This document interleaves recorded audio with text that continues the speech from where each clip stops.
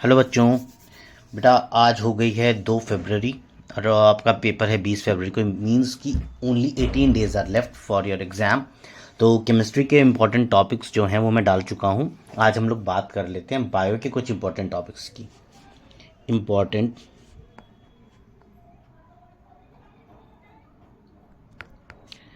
Topics for biology. सबसे पहला तो हो गया reproductive systems. Both are important, male and female.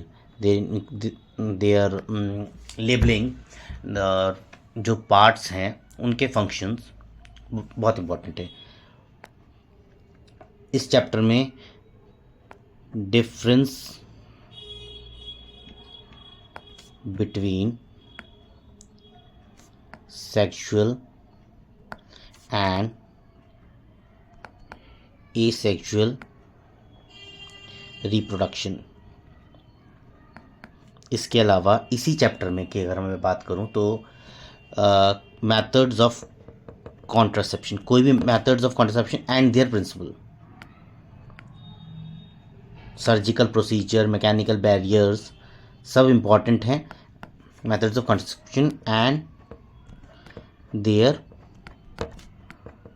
Principal. इसके अलावा मैं अभी एक वीडियो डालूंगा रात को, इसमें आपको सैम्पल पेपर 1 मिलेगा साइंस के लिए। अभी 20 तारीख तक जो है हम लोग सैम्पल पेपर्स और कुछ इंपॉर्टेंट क्वेश्चन साइंस के देखेंगे। उसके बाद में मैथ्स का हो सका तो मैथ्स के ट्राई करेंगे। नेक्स्ट है pollination is important topic. Pollination की जो फिगर है वो दैट इज़ इम्पॉर्टेंट। उसके what happens after pollination that is also important. Fertilisation in human being that is important. What happens when egg is fertilized and what happens when egg is not fertilized, both questions are important. तो fertilisation important है, उसकी site of fertilisation आपको कुछ options दे दिए जाएंगे labelling के लिए कि ये चीज़ कहाँ पर होती हैं। तो ऑल दीज आर इम्पॉर्टेंट। इसके अलावा फर्टिलाइजेशन हो गया, आपका कॉन्ट्रासेप्शन मेथड्स हो गया।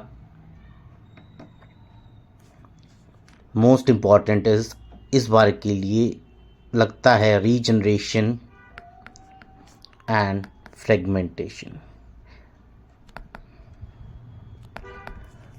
पॉसिबिलिटी है, हो भी सकता है क्वेश्चन ना भी आए आपको, लेकिन मेथड्स ऑफ एसेक्सुअल रिप्रोडक्शन सारे पढ़ रहे हैं। इसके अलावा अगर हम कंट्रोल एंड कोऑर्डिनेशन की बात करते हैं तो कंट्रोल एंड कोऑर्डिनेशन में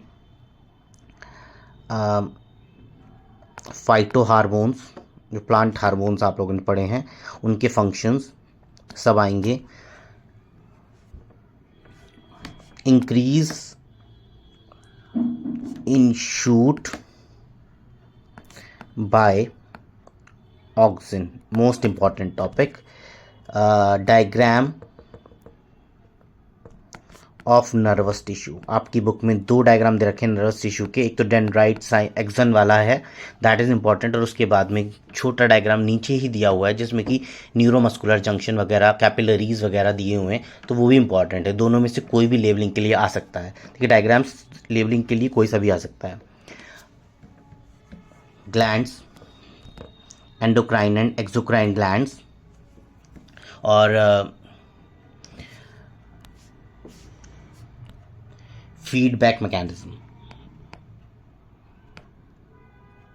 ये क्वेश्चन शायद पिछली बार आया था, दिस इज इंपॉर्टेंट। इसके अलावा hormones released in the human body and their functions.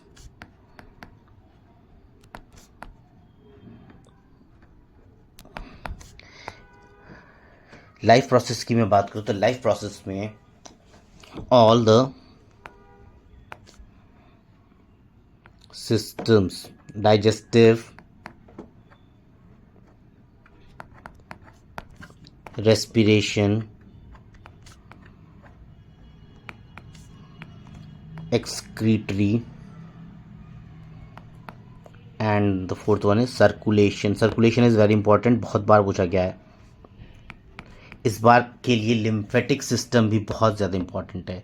What is the importance of lymphatic system in the human body.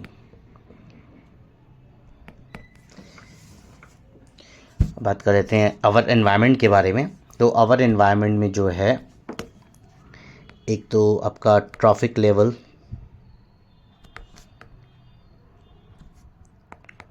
Ten percent law से आपको थ्योरी भी आ सकती है, न्यूमेरिकल भी बन सकता है। This is important. Role of decomposers in food chain,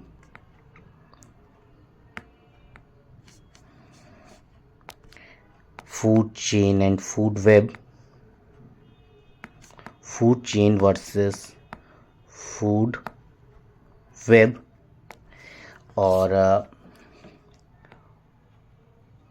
ozone depletion.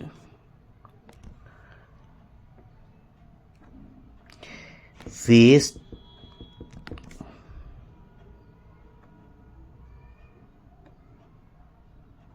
that are generated by the humans, biodegradable and non biodegradable।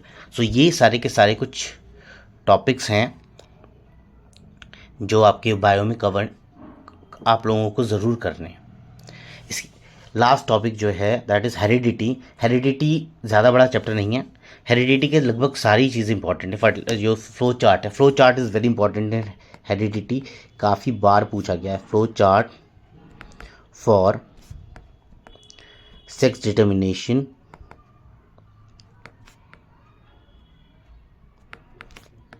In human beings. तो ह्यूमन बींग में जो सेक्स डिटर्मिनेशन है that only depends on the hormone chromosome that is transfer during fertilization by the respective parents, और किसी भी चीज़ पे वो depend नहीं करता। आपको किसी भी चीज़ के लिए क्वेश्चन आता है तो आपको फ्लो चार्ट से बनाना है। वो क्वेश्चन में स्पेसिफिक देता है कि justify the statement using flow chart only. और फ्लो चार्ट जब आप बनाओगे तो पहले जो क्रोमोसोम दोगे XX और XY, उसके बाद 4 जो पॉसिबल कॉम्बिनेशन हैं वो बनेंगे, क्योंकि इसके अगर 4 आपने नहीं बनाए तो इसके मार्क्स कटते हैं। ठीक है, तो ये सारी की सारी चीज़ें थी जो आप लोगों को बायो में पढ़नी है। So thank you and all the best.